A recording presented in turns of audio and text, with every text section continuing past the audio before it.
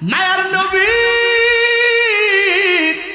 মাথা মুবারক আবু বকরের উরুর উপরে আল্লাহু আকবার কোন কোরআন যেই রকম এই যে জিনিসটা যেই রকম এরকম ভাবে শার্ট হয়ে আছে, এর উপরে একটা কোরআন রাখা যায়, একটা বই রাখা যায়, এর উপরে দিয়া পড়া যায়। কেমন জানি আবু বকরের পাটা রেহালের মতো, আর আমার মায়ার নবী জিন্দা কোরআন আবু বকরের পায়ের উরুর উপরে। বলেন আল্লাহু আকবার। আবু বকর তাকায় তাকায় দেখতেছে। এই দেখারও একটা সুযোগের কারণ আছে। আবু বকর মায়ার নবীরে দাঁড়ায় কইছিল, নবী আমার এই দুনিয়াতে কোনো চাহিদা নাই, আমার তিনটা মাত্র চাহিদা। জোরে কোন কয়টা? জোরে কোন চাহিদা কয়টা? যুবক, তোমার মোবাইলে গেম খেলতে মজা লাগে, তোমার মোবাইলে ফ্রি ফায়ার খেলতে মজা লাগে, তোমার মোবাইলে ফেসবুক টানতে মজা লাগে। ও যুবকেরা, আর নবীর জামানার সাহাবাদের দুনিয়াতে কি মজা লাগতো। আবু বকর দাঁড়ায় কয়, ইয়া রাসূলুল্লাহ ওয়াহিব্বা ইলাইয়া মিনাদ দুনিয়া সালাস, আমার কাছে তিনটা জিনিস বড় দুনিয়াতে প্রিয়। জোরে কোন কয়টা? ও নবীর উম্মতের দল, আবু বকর দাঁড়ায় কয়, নবী আমার, আমি আবু বকরের দুনিয়াতে এক নম্বরের প্রিয় হলো আন নজরু ইলা ওয়াজহিক।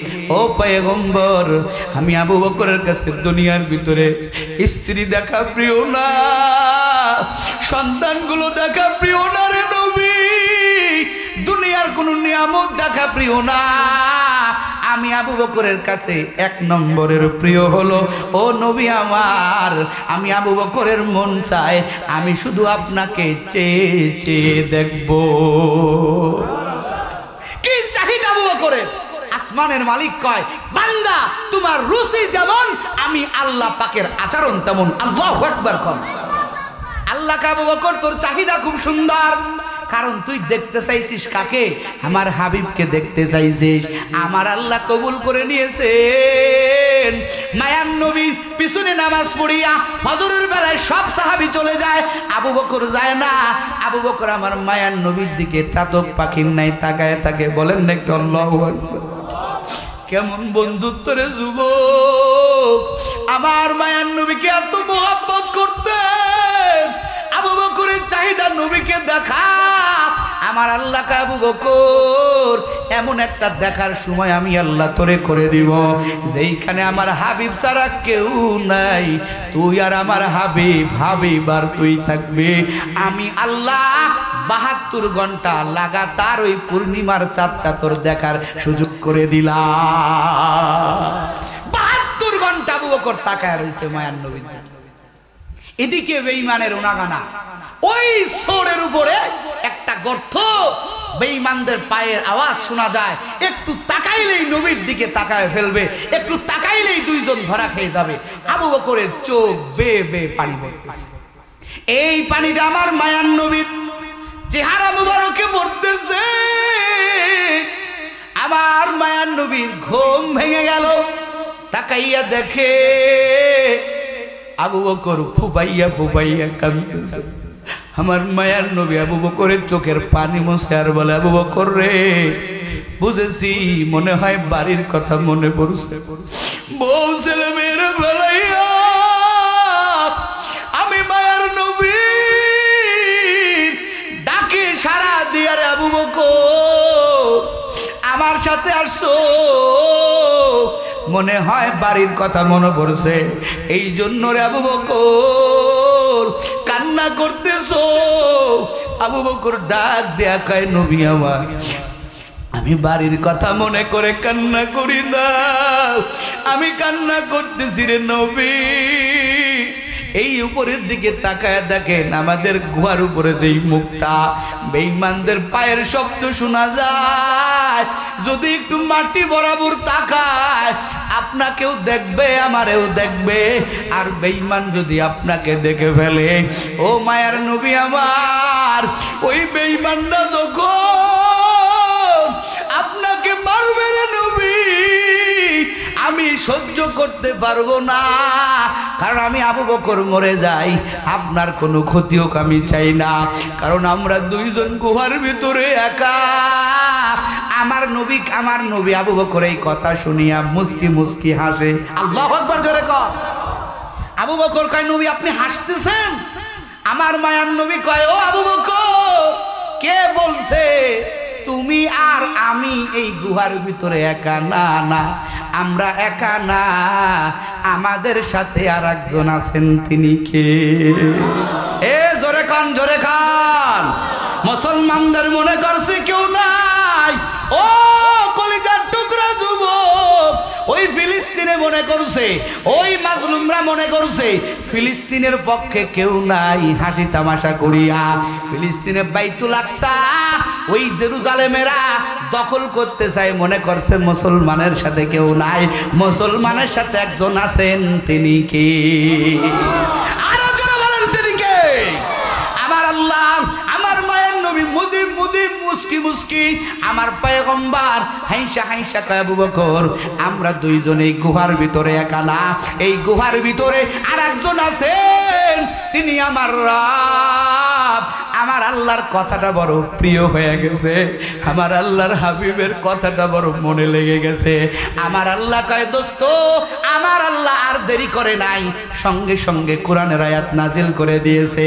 ইযহুমা ফিল গার ইয ইয়াকুলু লিসাহিবিহি লা তাহজান ইন্নাল্লাহা মা'ানা। আমার আল্লাহ সঙ্গে সঙ্গে আয়াত নাজিল করে কয়, নবী আমার আপনার কথা আমার কাছে প্রিয় মনে হইছে, আবু বকর রে শুনাইয়া দেন, এই গারে সৌরের ভিতরে, এই গুহার ভিতরে আপনারা দুইজন নাই, আমি আল্লাহ আপনাদের সাথে আছি। এখন উমর কয়, ও আবু বকর, আল নবী আমার কয় যে আমার নবীর পরে যদি কোনো নবী হইতো তাহলে ওমর হইতো, কিন্তু আল্লাহ কোরআনে আয়াতে কয়, কি কয়? বলে যে ইন্নাল্লাহা মা'ানা। ও নবী, আবু বকর রে শুনায়া দেন, আমিও আপনাদের সাথে আছি। সুবহানাল্লাহ। এখন নবীর সাথে আবু বকরের সম্পর্ক, সাথে কিসের সম্পর্ক? কথা কান, সাথে। এখন সাথে যে লোক আছে তার সাথেই তার সম্পর্ক বেশি, আর একজন পরে আছে তার সাথে বেশি। কথা কয় না কে? কথা কন না কে? যে ব্যক্তি সাথে আছে, একজন আমার কাছে বসে আছে, তার সাথে আমার সম্পর্ক বেশি, আর একজন দূরে বসে আছে তার সাথে সম্পর্ক বেশি। কার সাথে? কথা কন না কে? কার সাথে? যেই বান্দার সাথে আছেন, আবু বকর ওমরের রাডায় ধরা পড়ে গেছে। আমার মায়ার নবী এত বড় হাদিস বলার পরেও আমি আজও পর্যন্ত আবু বকর রে ডামাইতে পারি নাই, কারণ আবু বকরের সাথে আমার মায়ার নবীর সম্পর্ক হলো মাইয়াতের সাথের সম্পর্ক, আর আমার সাথে নবীর সম্পর্ক বাদিয়াতের পরের সম্পর্ক। কথা কন ঠিক না বেঠি? ও নবীর উম্মতের দল, সব সাহাবীদের ব্যাপারে আবু বকর যেমন শ্রেষ্ঠ, আমার আল্লাহ 12টা মাস দান করিয়া, যদিও আমার আল্লাহ কয় 4 মাস আমি আল্লাহর কাছে বড় দামি, এই মাসের ভিতরে যেমন রমাজান নাই, তদ্রূপ ভাবে এই 4 মাস যেমন আমার আল্লাহর কাছে দামি, তদ্রূপ ভাবে আবু বকরের নাম যেমন নাই, আমার পয়গম্বর যেমন আবু বকরকে মান মর্যাদা আলাদা দিয়েছেন, তদ্রূপ ভাবে রমাজানেরও আলাদা মর্যাদা আমার আল্লাহ অন্য মাসের ব্যাপারে বলেন না, এই মাসটা আমি আল্লাহর। আমার আল্লাহ কয় শাহরুল্লাহ, এই রমাজান হইল আমি আল্লাহর মাস। রমাজান কার মাস? জোরে কান, কার মাস? আমার আল্লাহ বড় মোহাব্বত করিয়া, আমার আল্লাহ বড় দয়া করিয়া এই রমাজানুল মুবারক আমাদেরকে দিয়েছেন। নবী আমার কয়, ও আমার উম্মতের দল, আল্লাহর কাছে বেশি বেশি দোয়া করো, আল্লাহর কাছে বেশি বেশি প্রার্থনা করো। আল্লাহুম্মা বারিক লানা ফি রাজাব ওয়া শাবান, আল্লাহর কাছে বেশি বেশি দোয়া করো, আয় আল্লাহ রজব আর শাবানের বরকত দান করো, আয় আল্লাহ রমাজানের আগে আপনি আমাদেরকে মরণ দিয়েন না। কেন মরণ দিবে না? কারণ রমাজান এমন মাস, রমাজানকে আমার আল্লাহ কয় এই মাসটা আমি আল্লাহর মাস, এই মাসটা এমন মাস বান্দার গুনাহগুলি মাফ করার মাস। প্রস্তুতি নিতে হবে, শাবান থেকেই প্রস্তুতি নিতে হবে। আমার আল্লাহ কয়, ও বান্দা বান্দি, ইয়া আইয়ুহাল্লাযীনা আমানু, ও ঈমানদারেরা। কাদের ডাক দেয়? কথা কয় না, কাদের ডাক দেয়? ঈমানদারদেরকে ডাক দেয়। ও ঈমানদারের দল, ও আমার ঈমানদারেরা। কারা ঈমানদারেরা আছো? কুতিবা আলাইকুমুস সিয়াম, তোমাদের উপরে রমজানের রোজা ফরজ করা হয়েছে। কি কয়? রমজানের রোজা ফরজ করা হয়েছে। আমার আল্লাহ কয় বান্দা রোজা মানে কি? বলে রোজা মানে ছেড়ে দেওয়া, বিরত থাকা। কি বিরত থাকা? বলে সুবহে সাদিক থেকে নিয়া সূর্য অস্তমিত হওয়া পর্যন্ত এটা আমগো নবীর উম্মতের জন্য আমার আল্লাহ শুধুমাত্র কেবলমাত্র তার হাবিবুল্লাহর উম্মতের জন্য এই অফার। এই অফার কিন্তু বাবা অন্য কোন নবীর উম্মতেরা পায় নাই। কোন নবীর উম্মতেরা মাগরিবে খাওয়া দাওয়া করছে, আবার রাত থাকছে, পরের দিন সকালবেলা সারা দিন 24 ঘন্টা কিছু খায় নাই, এইরকম ভাবে তারা রোজা রাখছেন। কিন্তু আমার আল্লাহ পয়গম্বর মুহাম্মদী হাবিবুল্লাহকে ডাক দেয়া কয়, দোস্ত আপনার উম্মতরে জানায়া দেন আমি আল্লাহ আপনার উম্মতদেরকে রোজা ফরজ করলাম। তাদের উপর রোজা ফরজ করা হয়েছে, রোজা অনিবার্য করা হয়েছে। রোজা মানে কি? রমজান মানে কি? কুতিবা আলাইকুমুস সিয়াম, সিয়াম মানে কি? ও নবীর উম্মত, ও আমার পয়গম্বর আপনার উম্মতদেরকে জানায়া দেন আপনার উম্মতেরা যাতে রোজা পাইয়া ভয় পেয়ে না যায়। কারণ রোজা মানে সুবহে সাদিক থেকে নিয়ে সূর্য অস্তমিত পর্যন্ত পানাহার বাদ দেওয়া, খাওয়া দাওয়া বাদ দেওয়া, স্ত্রীর মহব্বত থেকে দূরে থাকা। এই দুইটা জিনিসের সারার নাম হলো রোজা। ও নবীর উম্মত, এই বিষয়টা কষ্ট। ও নবীর উম্মত, আমার আল্লাহ এই আয়াতের ভিতরে পড়তে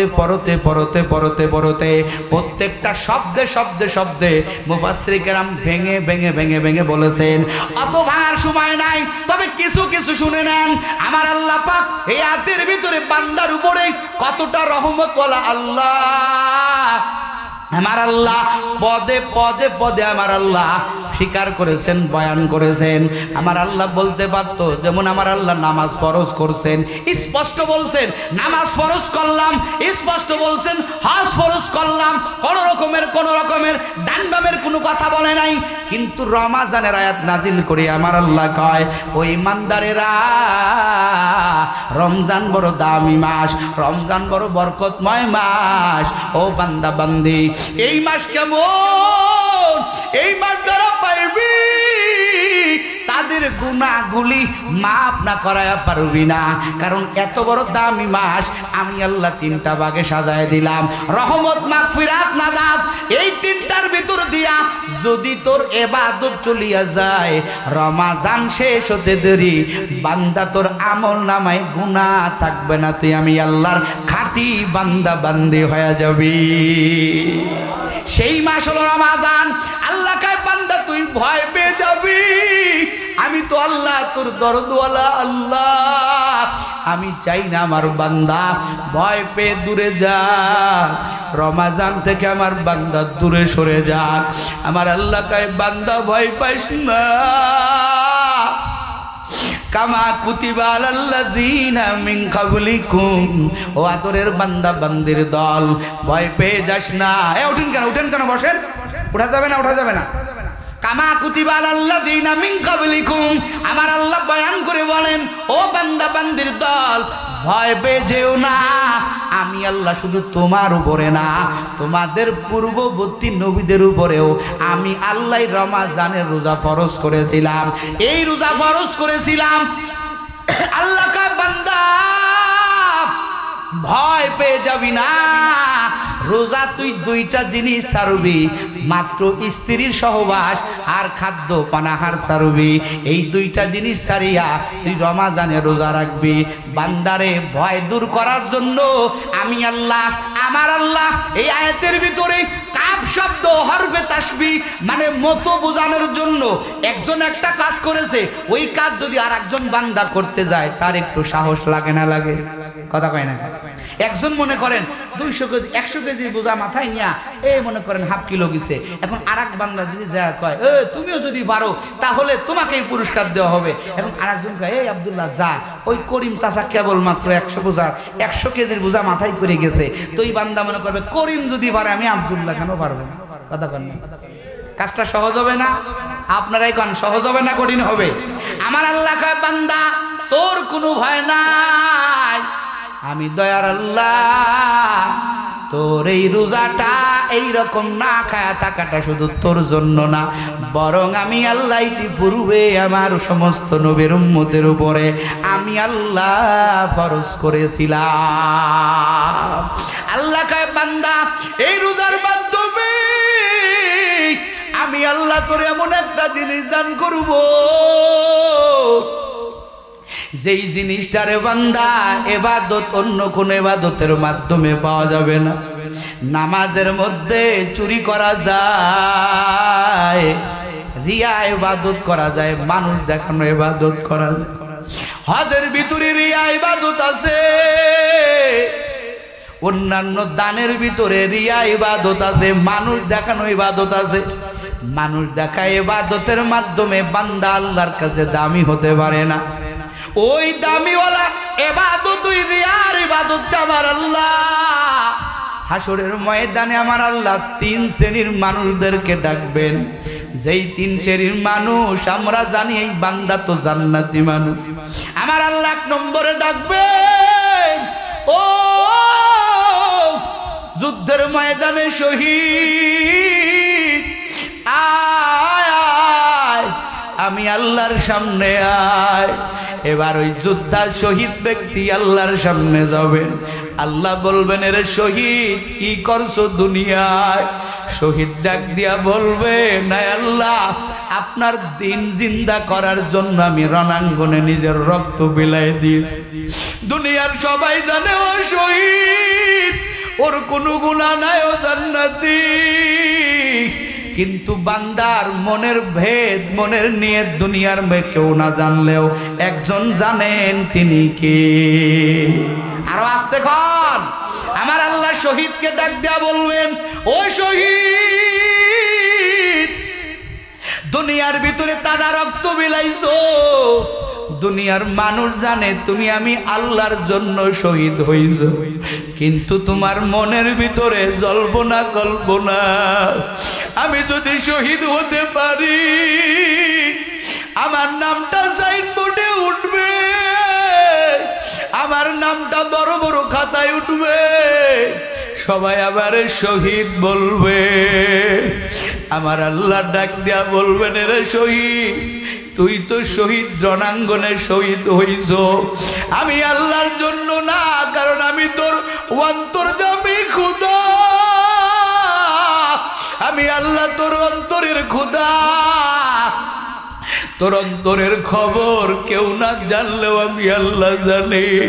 তুই তো আমার জন্য শহীদ হও নাই, যা আমার জন্য যেহেতু শহীদ হও নাই, তোর ঠিকানা জান্নাত হবে না। তুই মানুষ দেখানোর জন্য, মানুষকে খুশি করার জন্য আমি আল্লাহর ভয়ে না রে বান্দা,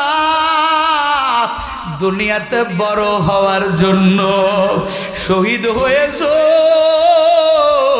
তোর ঠিকানা জাহান্নাম। আর এক শ্রেণীর মানুষ আমার আল্লাহ ডাকবেন, ও আবেদ আয় আয়, দুনিয়াতে কি করছো?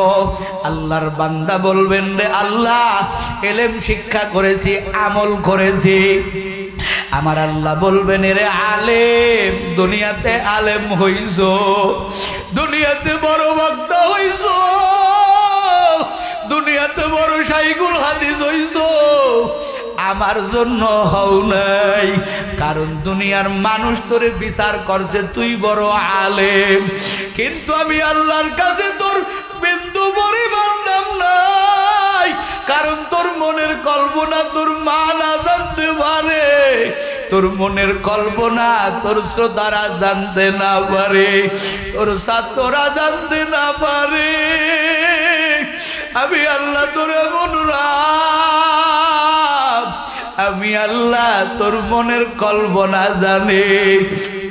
তুই দুনিয়াতে বয়ান করছো, দুনিয়াতে মানুষদেরকে এলেম শিক্ষা দিয়েছ, তুই বড় বক্তা হবি, তোর মতো সুরলিত বক্তা কেউ নাই, মানুষ তোরে বাহবা দিবে, তুই মসজিদের বড় ইমাম, মানুষ তোরে ইমাম বলে ডাকবে, এই জন্য তুই ইবাদত করছো।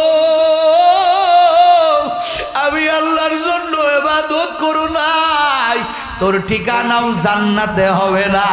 আমার আল্লাহ ফেরেশতাদেরকে অর্ডার দিবেন, আমার আল্লাহ বলবেন রে জাহান্নামের ফেরেশতা, এই আলেমের হাতে শিকল লাগাও, ওরে জাহান্নামে নিয়ে যাও।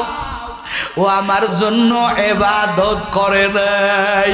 আমার আল্লাহ আর এক শ্রেণীর মানুষদেরকে ডাকবেন, বড় দানবীর, বড় টাকাওয়ালা, বড় দানশীল আল্লাহর বান্দা। আল্লাহ ডাক দিয়া বলবেন, এ দানবীর দুনিয়াতে কি করছো? বান্দা বলবে, মালিক আমার সম্পদগুলো সব তোমার রাস্তায় বিলীন করেছি। আমার আল্লাহ বলবেন, রে মিথ্যুক, আমার জন্য বিলীন করো নাই, তুই দান করলে সবাই তোরে দানবীর বলবে, তোর নামটা পোস্টারে ছোট দিলে তুই বেজার হয়ে যাইতি, তোর নামটা মাইকে বারবার না বললে তুই রাগ করতি, তোর দানটা আমি আল্লাহর জন্য হয় নাই। আমার আল্লাহ ডাক দিয়া বলবেন, হে জাহান্নামের ফেরেশতা, আমার এই বান্দা দান করছে কিন্তু আমি আল্লাহর জন্য করে নাই, যা যা ওরে জাহান্নামে নিয়ে যা। এই তিন শ্রেণীর মানুষ যারা হলেন বড় বড় আমলওয়ালা, আমরা জানি তারা জান্নাতি, কিন্তু আল্লাহর জন্য ইবাদত না হওয়ার কারণে আল্লাহর বান্দাকে আমার আল্লাহ জাহান্নামের শিকল লাগাইয়া জাহান্নামের চুলার ভিতরে ধাক্কাইতে ধাক্কাইতে ঢুকাইয়া দিবেন। ও কল্লার মুসলমান, ও কলিজার টুকরা যুবক, কিন্তু আমার মালিক তো চায় না আবার আল্লাহর বানানো আদরের বান্দা বান্দিগুলো জাহান্নামে জ্বলুক। আমার আল্লাহ বিন্দু পরিমাণ চায় না রে যুবক, রমাদান পাইলে ইবাদত করো, আর অন্য মাসে খবর নাই। ও যুবকেরা, মাহফিলের টাইমে ইবাদত করো, অন্য সময় খবর নাই। আল্লাহর জন্য ইবাদত করবা, আর আল্লাহর জন্য ইবাদতের মূল একটা ইবাদত আমার আল্লাহর কাছে দামি রমাদানের রোজা। এই ইবাদতের ভিতরে লৌকিকত্ব করা যায় না। তুমি যে না খায় আসো কারো বুঝানো যায় না। তোমার চোখের দিকে তাকাইলে চোখ বলবে না না খায় আসি, মুখের দিকে তাকাইলেই মুখ বলবে না না খায় আসি। আরো তোমার কত সুযোগ, পানির তলে যখন বান্দা ডুব দেয়